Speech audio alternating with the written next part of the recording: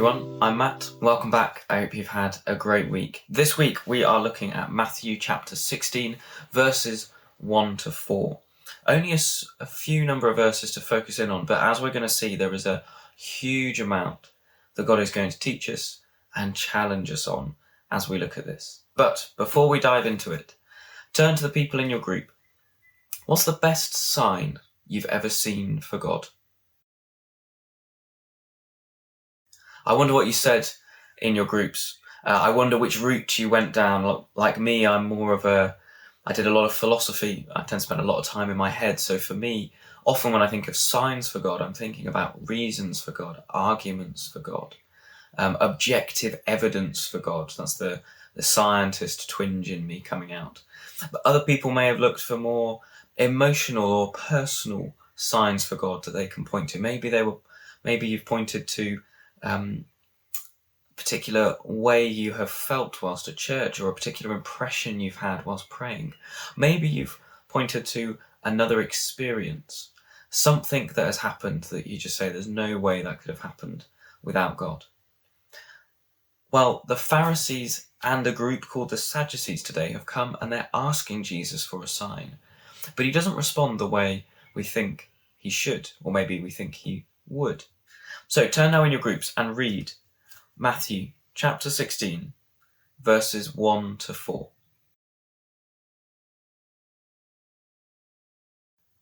You may well have had quite a few questions coming through. The first one, I imagine, is probably, who on earth are these Sadducees?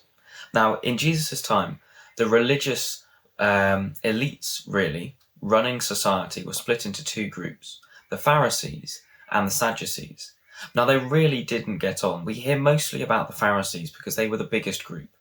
They were the largest group. Paul himself was a Pharisee. But the Sadducees were a small but significant group. And they were significant because they radically disagreed with the general views of Judaism at the time. They denied that there would be a resurrection. And that was their biggest difference. They denied that God would come and raise up all of Israel, all of God's people, to follow him and to be with him forever. And so because of that, they were very much focused on the here and now. They weren't really concerned with spiritual matters later. They were more concerned about the here and now. A parallel that's probably not particularly fair, but might fit, was that in many ways they're a bit like the groups that we hear of today that are seeking to establish a Christian nation. Their focus is now, not the time to come. Now, the Pharisees were focused on establishing a nation, a Jewish nation that was holy and fully obedient to God. But because they believed in the resurrection, they were quite different from the Sadducees. Their focus was always next. God's promise of being with us in the future. God's promise of raising us to be with him. Not here and now, socially and politically. What do we do now? So it's odd that we start this chapter with both of these two groups coming together. These two groups that really disagree, really do not get along. In fact, groups that we see in the Acts of the Apostles that Paul is able to set against each other to allow him to get away from being put to death. So these were two groups that should not be mixing, and yet they come together to test Jesus and ask him to show them a sign from heaven. Now, firstly, this should give us a clue of what we might expect to see in society today. As it becomes harder and more hostile to be a Christian in society, we should expect to start seeing groups that normally we would expect to not get along, suddenly starting to unite, to come against Christians, to make it harder for Christians to follow Jesus faithfully, and ultimately to try and remove us from society. Thankfully, by God's grace, that's not happened yet. But we shouldn't be surprised when it does happen. But anyway, that was an aside. But they have come to ask Jesus for a sign. Now, on first reading, we might think that's a brilliant thing. Great, they have come to ask Jesus for a sign. They want to know him, they want to follow him, and they want to love him. It reminds me of, I knew someone at a church, the church I grew up at, I'll call him John. That's not his name, but I'll call him John. And I came back from Soul Survivor one year, and they asked us in church to all stand up and all say what we'd seen God doing. And my friend had an amazing story of how someone from the other side of the tent, so probably 500 people away, if not 1,000 people away, came specifically to him and had something very specific to say to him that has been massively helpful in his faith. And I know was a real encouragement to him at the time. But there's this one person in particular who, after the service, after everything had been shared, he walked up to the front of the church and knelt in front of the communion table and just cried, just shouted for God, pleading with God to come and show himself to him in the same way that he'd shown himself to my friend and to other people whilst at Soul Survivor. And he just did that for 5, maybe 10 minutes, just crying and shouting and pleading that God would show him a sign. But as far as I'm aware, there wasn't a lightning bolt from heaven. There wasn't some miraculous fire in front of him. And he's died now, unfortunately, but I don't know if he ever actually saw that sign that he was asking for. Share in your groups now, have there been times where you've asked God for a sign and it's just not come? Maybe you've been really struggling in your faith, but God doesn't seem to have answered. Turn in your groups, ask each other now.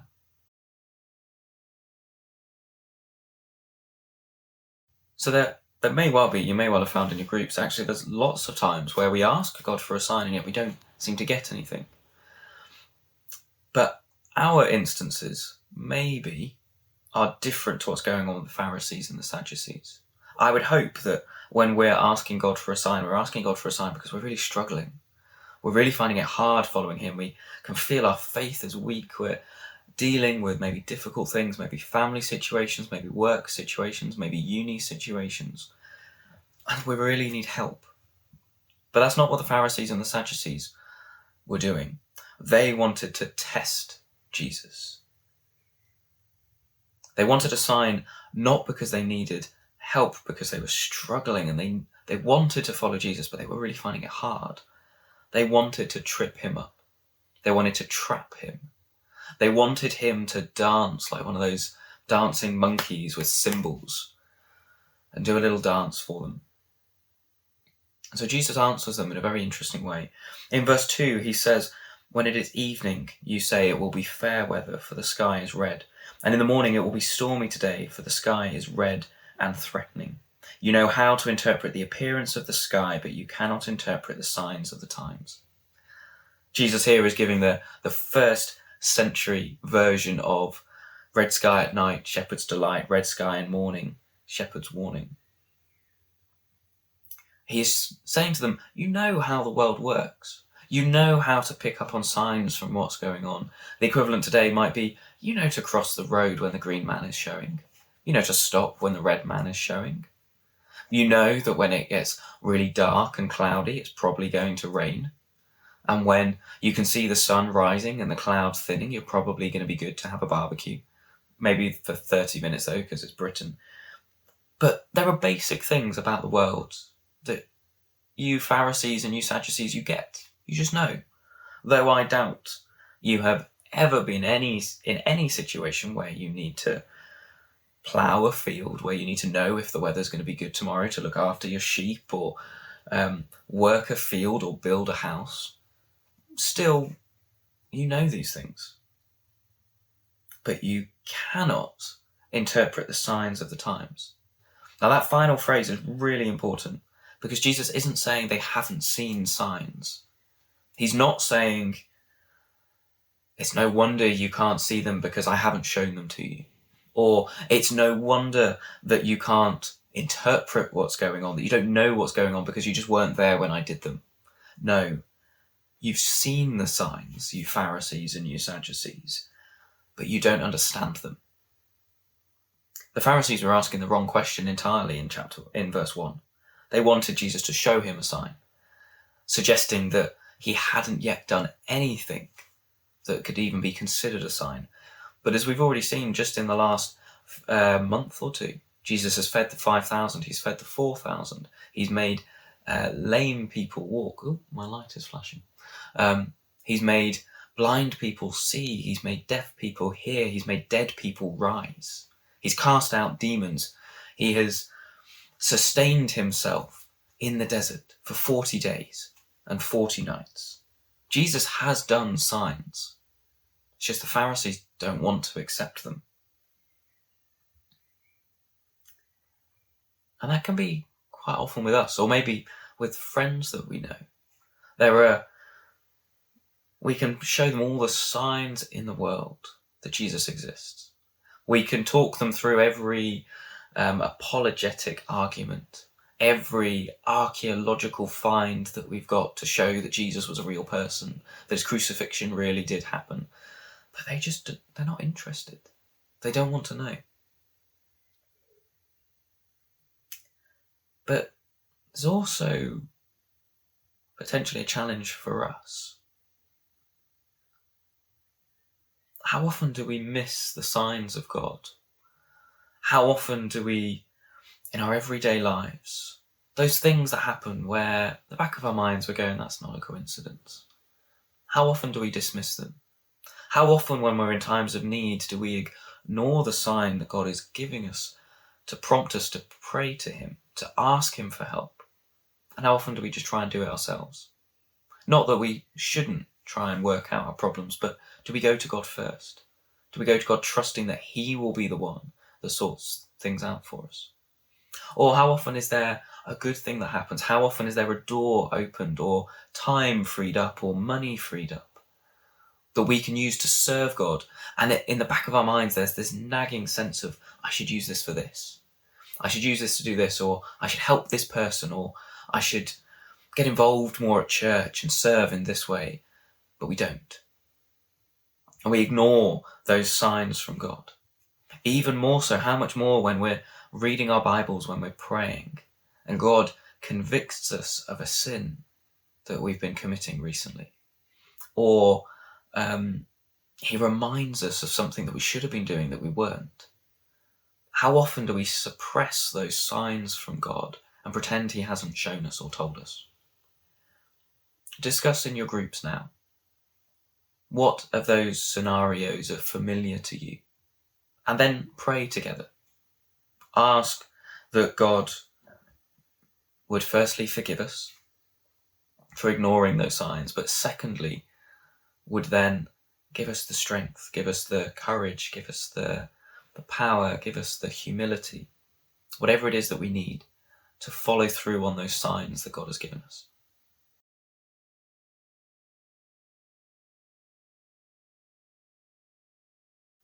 But interestingly, we've talked about the signs that God is giving us today, but those are not the signs that Jesus points to. In verse 4, Jesus says, "An evil and adulterous generation seeks for a sign, but no sign will be given to it except the sign of Jonah, don't know who that is. Brother of Yoda, maybe." And to us, this might seem strange. Jesus, they're asking for signs. They're asking to show that you are the Messiah. You have made it clear to them that they're just not paying attention. So why are you being cryptic? Firstly, why are you being so mean to them? Why are you calling them evil and adulterous? And then, why are you putting it up in a riddle and saying the only sign you're going to get is the sign of Jonah? Well, firstly, let's deal with the evil and adulterous generation. In the New Testament, particularly in Ezekiel, I think it's chapter 17, this image of people who should follow God but don't, being adulterous, is one that comes up again and again and again. And it's a good metaphor and a good image to think of what the Jews' relationship to God should have been. When you get married, if you get married, you're meant to be focused solely on your husband or your wife. You're not meant to be going around and spending time with other people in the way that you should be spending with your husband and wife. We're not meant to get emotionally involved with a man or a woman in the way that we would get involved with our husband or our wives. We're certainly not meant to get physically involved. Though often we need to be more careful about the emotionally involved, because actually that then can lead tragically to the physically involved.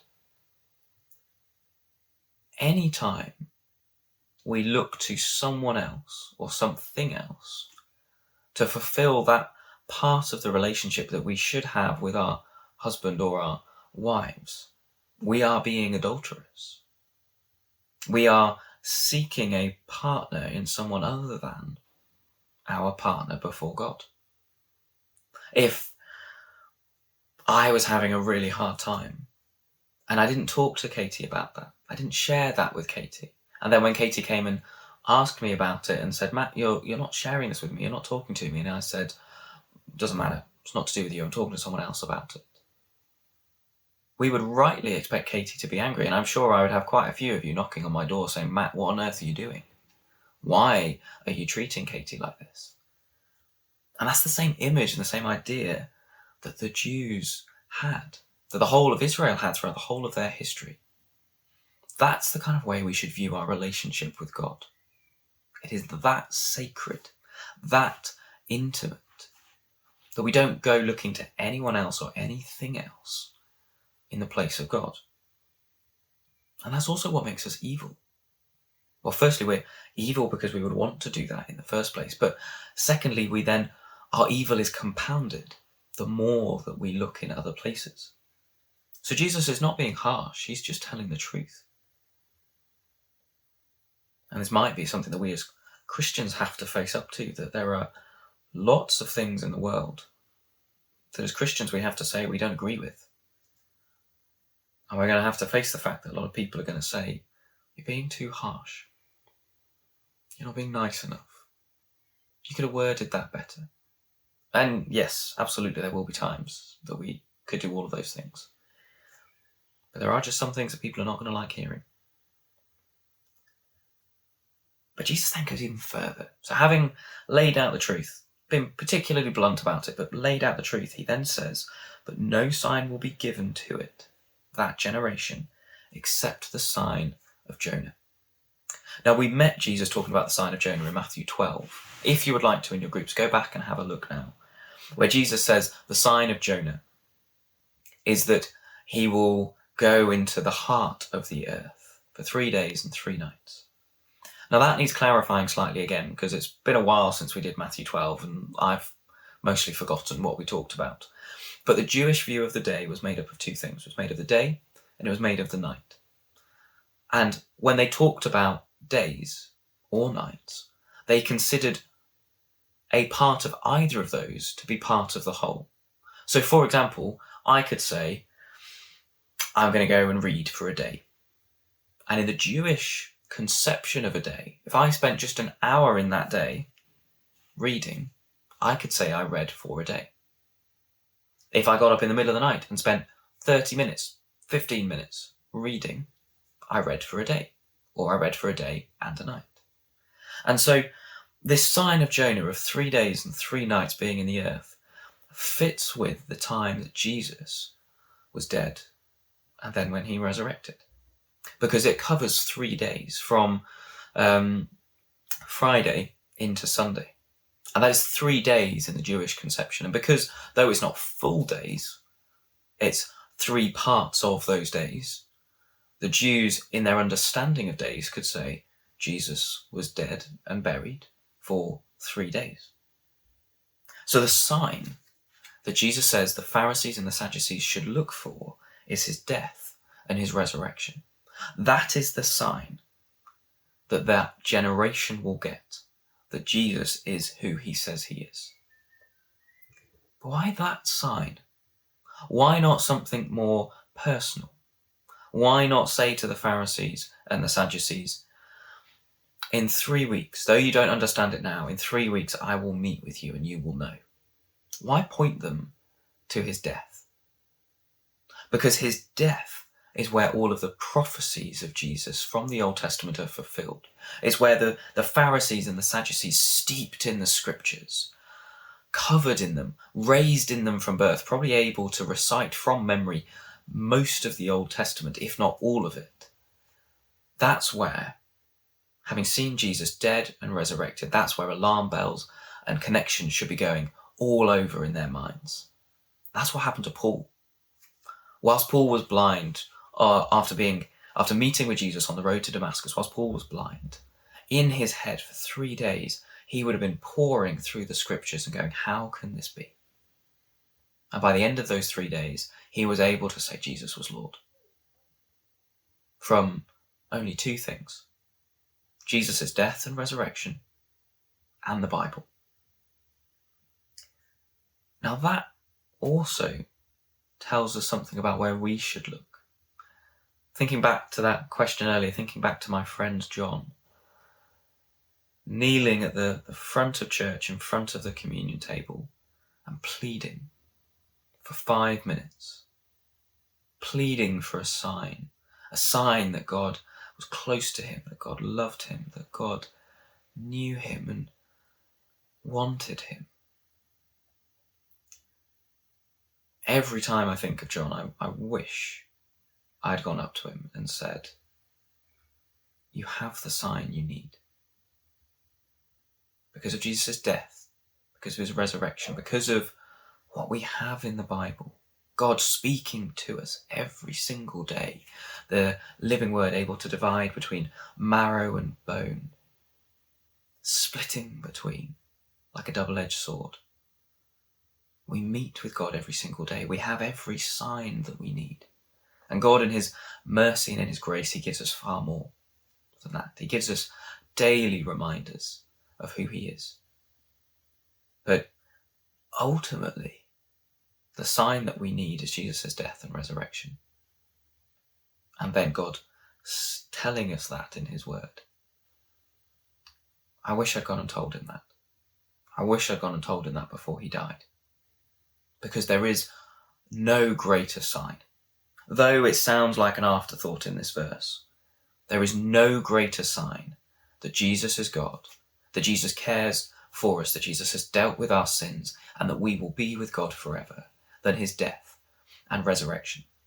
That's why Paul, in 1 Corinthians 15, says, if there's no resurrection, there's no Christianity. And he goes so far as to say, if Christ is not raised from the dead, we are fools, and we are most of all to be pitied. The biggest sign that we can ever have as Christians is the cross. That's why, sorry, that probably didn't sound very nice. That's why I wear this. It's why so many Christians wear this. They wear crosses. It's why Dan Farden has one the size of the Empire State Building in the middle of his chest. Because that's our sign. That is our sign that God loves us, that God cares for us, that Jesus died for us and has prepared for us a place in heaven to rest with the Father. Turn now in your groups. You might have Bible passages coming to mind that you want to read to each other. You might have stories that you want to tell of how this great sign of Jesus' death and resurrection is our firmest foundation for hope. Or it might be you just want to turn and pray and ask that God would open your eyes to see this sign even more, that we would know God more and love him more.